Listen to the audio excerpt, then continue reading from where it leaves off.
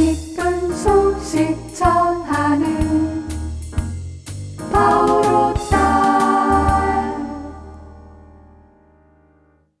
안녕하세요. 책 읽어주는 수녀 성바오로 딸 수도회 강소영 마리아 수녀입니다. 사막이라고 하면 무엇이 떠오르시나요? 물기 없이 척박한 땅, 뜨거운 태양. 이 모든 게 삶의 조건과는 거리가 먼 것처럼 보입니다. 아니, 실제로 그렇지요. 물기가 있는 곳에 생명이 자라니까요. 하지만 아무것도 없기에 가난한 곳에서 더욱 하느님만을 바라며 살 수 있는 것인지도 모릅니다. 모든 것을 버리고 사막으로 떠난 카를로 카레토가 만난 하느님은 우리에게 어떤 이야기를 해줄지 궁금합니다. 바오로 딸에서 나온 카를로 카레토의 사막에서의 편지 개정판을 지금부터 읽어드리겠습니다. 부르심. 하느님의 부르심은 신비롭다. 그것은 믿음의 어두운 밤에 들려온다. 또한 그 목소리는 아주 가냘픈 속삭임 같아서 그것을 들으려면 온전한 내적 침묵이 필요하다. 그러나 인간에게 그보다 더 결정적이고 존재를 온통 뒤흔들어 놓는 것은 없다. 그보다 더 확실하고 강력한 것은 없다. 그 부르심은 끊이지 않는다. 그분은 언제나 우리를 부르고 계신다. 부르심을 듣는 순간은 거기에 응답하도록 특별히 선택받은 순간이고 인생의 비망록에 기록할 만한 순간이며 결코 잊을 수 없는 순간이다. 내 인생에는 그런 부르심이 3차례 있었다. 18살에 하느님의 첫 번째 부르심을 느꼈다. 그때 나는 그리스도인이 되기로 결심했다. 당시 한 시골 초등학교 교사였던 나는 사순절을 맞아 그 지역민을 위해 마련된 피정에 참석했는데 그날 들은 강의는 시대에 뒤떨어진 내용이었고 몹시 지루했다. 무관심과 죄로 얼룩져 있던 내 존재를 조금도 일깨워주지 못했다. 그러나 내가 고해소에서 어느 노사제 앞에 무릎을 꿇었을 때 그분의 맑고 순박한 눈빛이 지금도 눈에 선하다. 내 영혼 고요한 곳에서 하느님이 다녀가심을 느꼈다. 그날부터 나는 그리스도인이 되었다고 느꼈으며 내 삶도 바뀌었음을 알았다. 큰 바위 밑에서 시원할 때 잠을 자기 위해 일단 모래 위에 누웠다. 사막에서는 낮잠이 점심 식사보다 우선하기 때문이다. 좀 더 편안히 자기 위해 담요 한 장을 꺼내어 베개로 삼았다. 담요 2장 가운데 하나는 사용하지 않고 그냥 내 옆에 두었는데 그것을 보니 문득 떠오르는 기억이 있어서 마음이 편치 않았다. 그 전날 저녁 한때 투아레그의 노예였던 흑인들이 살고 있는 작은 마을을 지나갈 때였다. 누군가 마을에 도착하면 언제나 그러하듯 호기심에 또는 사막의 신장로를 자주 지나다니는 이들이 건네주곤 하던 차나 약품 따위를 조금이라도 얻어보려는 심산으로 많은 사람이 지푸차 주위를 둘러싸며 모여들었다. 그때 나는 노인인 카다가 추위에 떨고 있는 것을 보았다. 사막에서 추위에 대해 말하는 것이 이상하게 들리겠지만 사하라는 태양이 내려쬐을 땐 몹시 뜨겁다가 해가 지면 기온이 급강하하는 지역이다. 해가 지자 그는 추워서 떨고 있었던 것이다.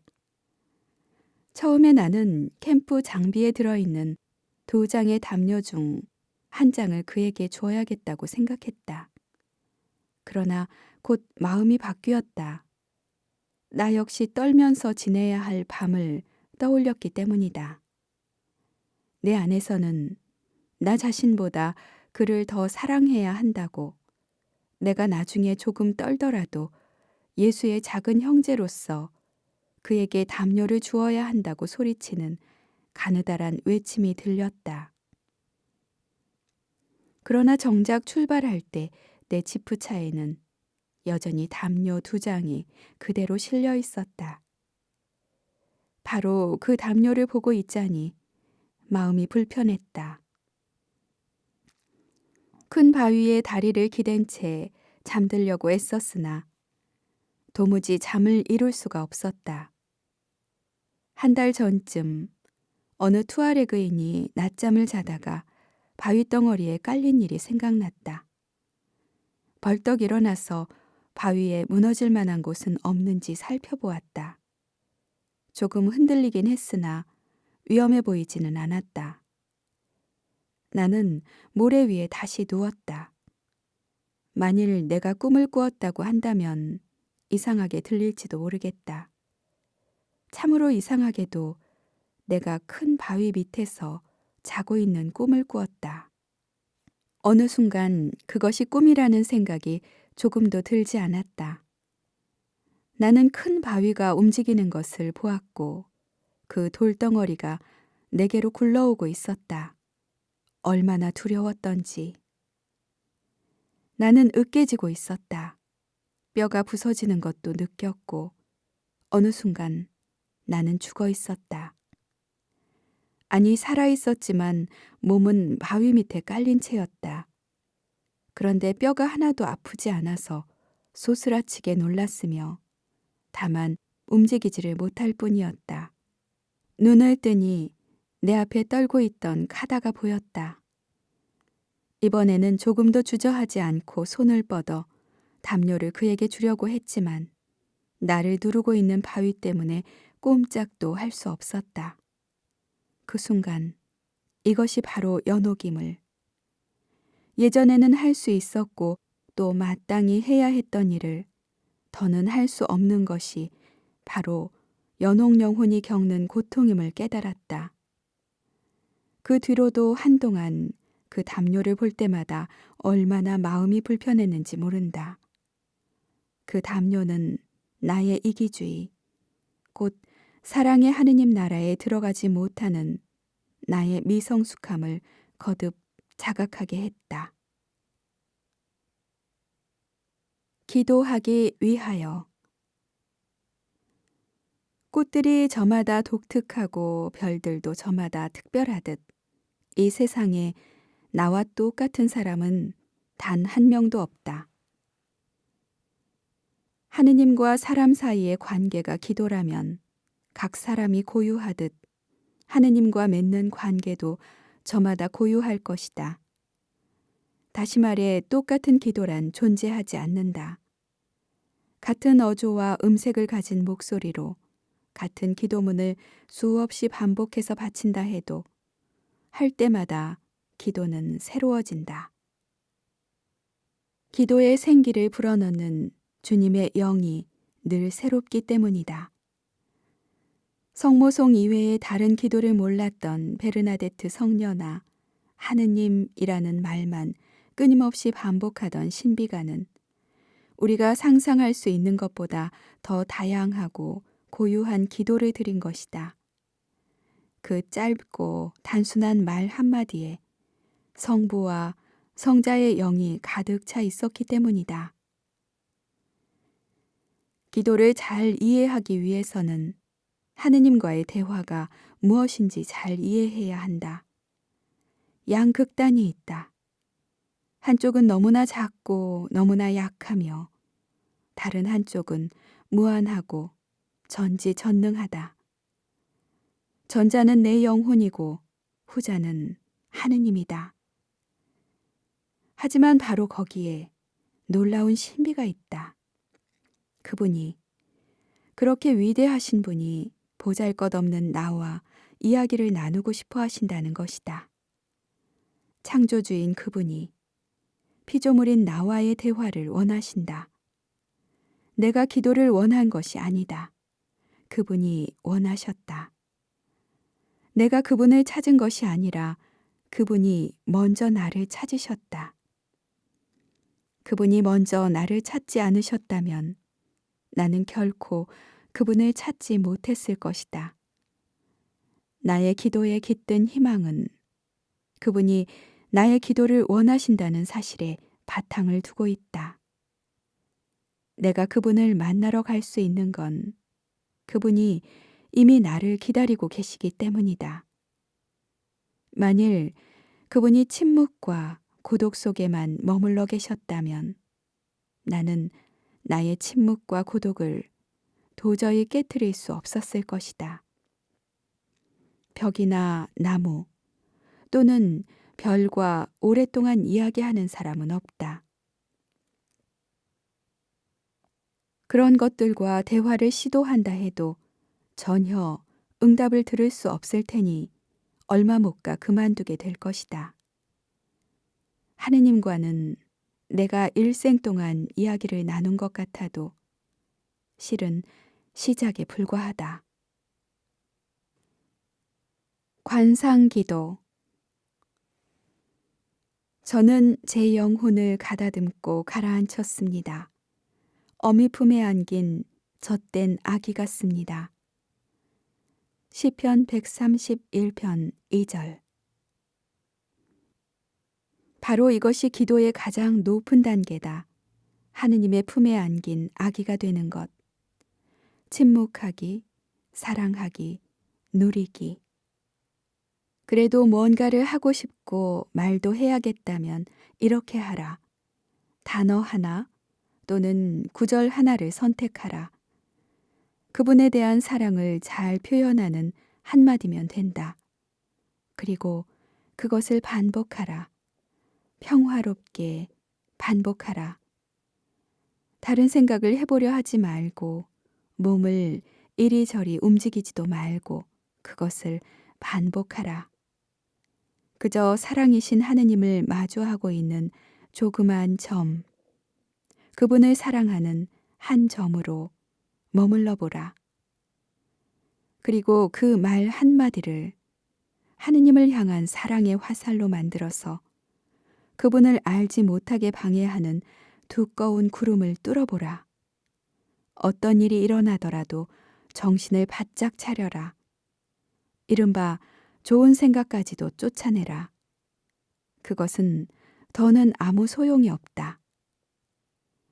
이 세상에 사는 동안 다다를 수 있는 가장 높은 관상의 경지는 그 어두운 무지의 구름을 뚫고 하느님에게 가닿기 위해 오로지 그분에게만 시선을 두고 끊임없이 사랑의 도약을 거듭하는 것이다.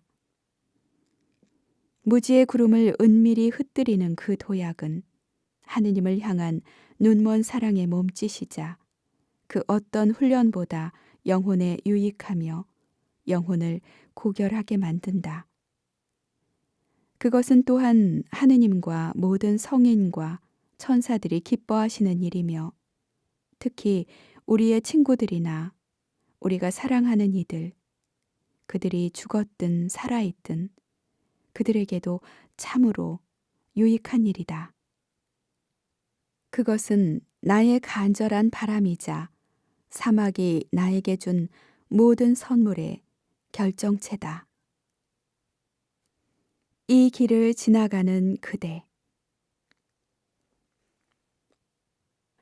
그렇게 큰 공사를 하는데 나의 허약한 팔은 과연 무슨 도움이 되었으며 종일 고된 노동을 하던 그들에게 나의 어설픈 동정심은 과연 위로가 되었을까? 더 좋은 장비와 더 많은 사람들을 동원하는 것이 낫지 않았을까?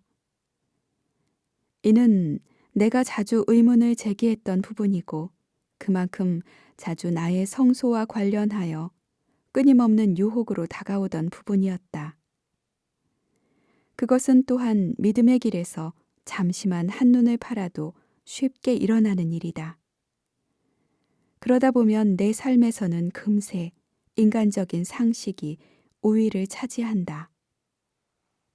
아들이 사하라에서 무모한 희생을 하고 있다고 여기던 폴수사 어머니의 상식, 트럭으로 공사 재료를 운반해주면 타이페 사람들에게 훨씬 도움이 되리라고 믿는 나의 상식, 돈만 있으면 모든 것을 해결할 수 있고 고통 따위는 쓸모없다고 여기는 사람들의 상식. 그런데 복음에도 상식이 있을까? 신비만 있는 것일까? 전지전능하시고 사랑 자체이신 예수님이 이 세상에 오셨을 때 모든 병자를 고쳐주고 모든 가난한 이를 배불리고 모든 상처를 아물게 하고 죽은 모든 이를 다시 살릴 수도 있지 않으셨을까? 그런데 왜 그렇게 하지 않으셨을까? 왜 가난하고 고통받고 불의하고 악한 이 세상을 그대로 두셨을까? 그분은 라자로와 야이로의 딸과 나인 과부의 아들을 되살리셨지만 그렇다고 다른 모든 이에게 똑같이 해주실 의도는 아니었다는 뜻이기도 하다. 물론 그분은 수많은 병자를 고쳐주셨지만 그들이 도로 같은 병에 걸리는 것도 허락하셨다. 이렇듯 만사는 인간의 상식이 추구하듯 모든 것을 명확하게 규명하기는 어렵다. 원하든 원하지 않든 거대하고 알 수 없는 신비로 남는 부분이 존재한다. 오직 신앙만이 밝혀줄 수 있는 신비.